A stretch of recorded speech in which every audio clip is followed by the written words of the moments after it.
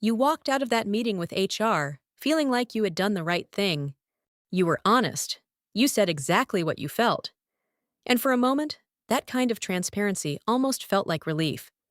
What you did not know is that this conversation may be exactly what the company uses against you if things get complicated later. That is not paranoia. That is how the system works. The smile on the HR person's face and their role inside the company are two completely different things.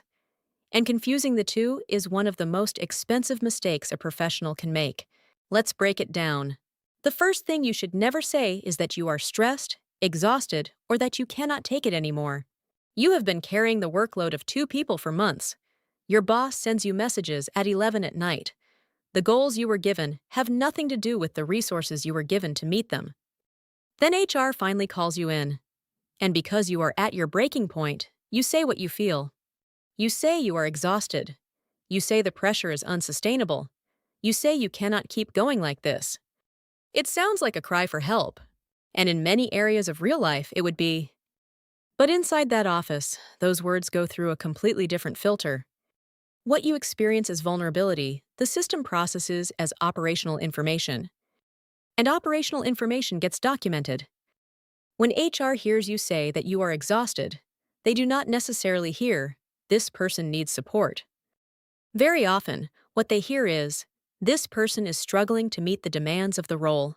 That note may seem harmless in the moment, but months later, if there is a warning, a negative performance review, a restructuring that somehow includes you, or a termination that needs to be justified, that file gets opened.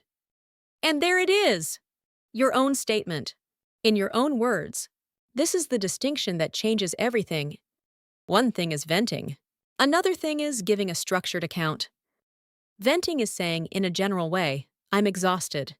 A structured account is saying, clearly, that for the past 6 months, you have been carrying a workload meant for 3 people, that your boss has been sending messages outside working hours starting at 11 at night, and that you were assigned duties that were never part of your original job description. Venting can hurt you. A structured account can protect you. The problem is not being honest about how you feel. The problem is doing it without context, without precision, and without understanding what information you are handing over, and to whom. Because inside that room, you are not talking to someone who is automatically on your side. You are talking to someone whose job is to manage the risk you may represent to the company. That is their role. And many times, they do it very well. There is another difference that very few employees understand. When there is a real health issue connected to your working conditions, a documented diagnosis, a condition directly related to what you are experiencing inside that company, the situation changes completely. In that case, the answer is not to stay silent. The answer is to act with precision. Medical documentation, dates, records showing the relationship between your working conditions and the decline in your health. That kind of evidence can build real protection. An informal confession in a meeting you walked into unprepared cannot. The second thing you should never say is that what they did to you was unfair. This is the sentence that comes out almost instinctively. Because many times, what happened really was unfair. Because your anger is completely legitimate. Because you have spent weeks, maybe months, processing something that hurt you, ignored you, pushed you aside, and now you finally have someone from the company in front of you who seems to be listening. The mistake is not feeling it. The mistake is how you communicate it. When you say, "That wasn't fair," "I was treated badly," or "They left me out for no reason," what HR records is something very different. Dissatisfied employee. Emotional reaction. Possible interpersonal conflict. It does not matter if you are completely right. The system is not built to resolve abstract injustice. It is built to manage concrete institutional risk.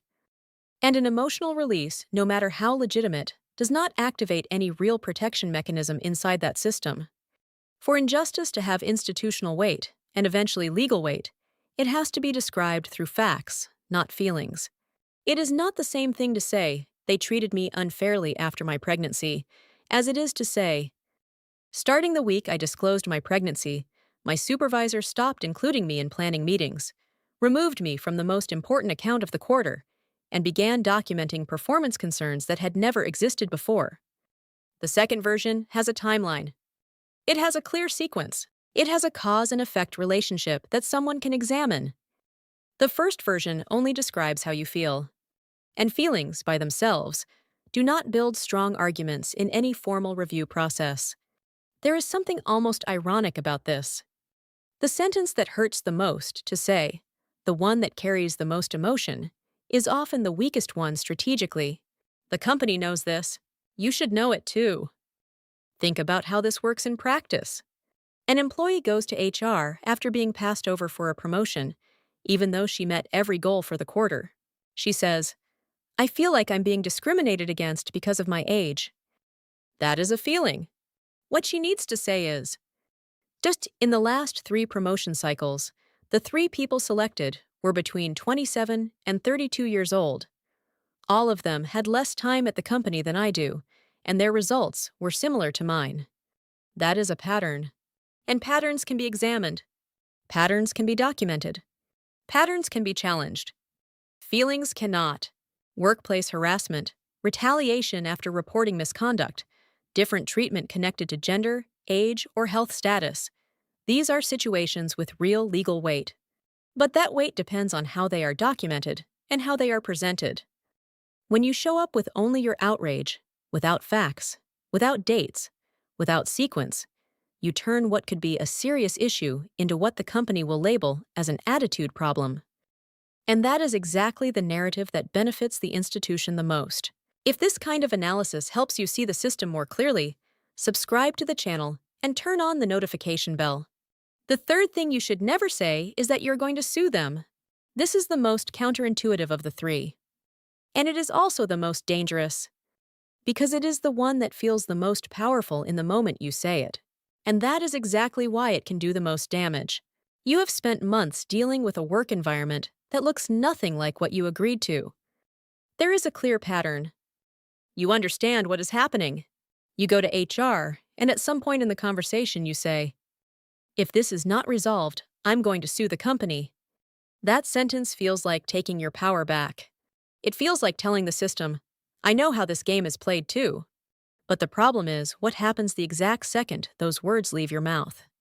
The company stops listening to you and starts preparing. They will go through your history from day one. They will look for old warnings, documented mistakes, emails you sent 2 years ago and barely even remember. They will build a file, not to help you, to defend themselves. And if the company was doing something wrong, you have just given it valuable time to organize its story, clean up the loose ends, and close the gaps that could have exposed it. When you declare war before your ammunition is ready, you give the other side exactly what it needs. And you take away the only real advantage you had, the information you had not revealed yet.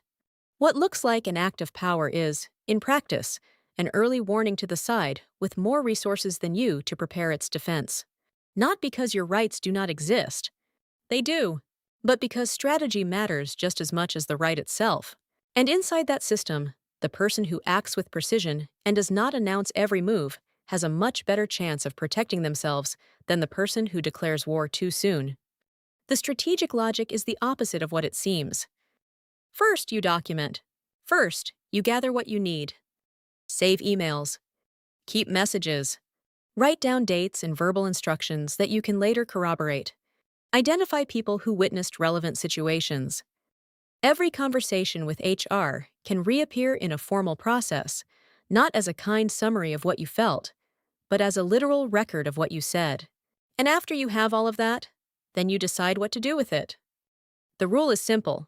Speak in those meetings as if every word will be read by someone who does not know you, has no interest in protecting you, and will interpret what you said in the way that best serves whoever hired them. Because very often, that is exactly what happens. So the 3 things you should never say to human resources are these. Do not say that you are exhausted or that you cannot take it anymore in a loose, vague way, without precision or documentation. Do not say that what they did to you was unfair without the concrete facts that led you to that conclusion, because outrage without facts protects no one. And do not say that you are going to sue them, because that only gives the company time to protect itself while you lose the advantage you still had. In human resources, precision protects you. Emotional dumping does not. Understanding that does not make you cynical. It makes you professional. If this analysis helped you put words to something you could not explain before, subscribe to the channel and turn on the notification bell. Every week, I bring you the invisible mechanisms of the corporate world, the ones nobody explains when you're hired, the ones people only learn after paying a high price, and the ones that, once you understand them, completely change the way you move inside any company. Also, give this video a like. It is the most direct way to tell me that this kind of content is worth your time. And I will keep bringing it to you.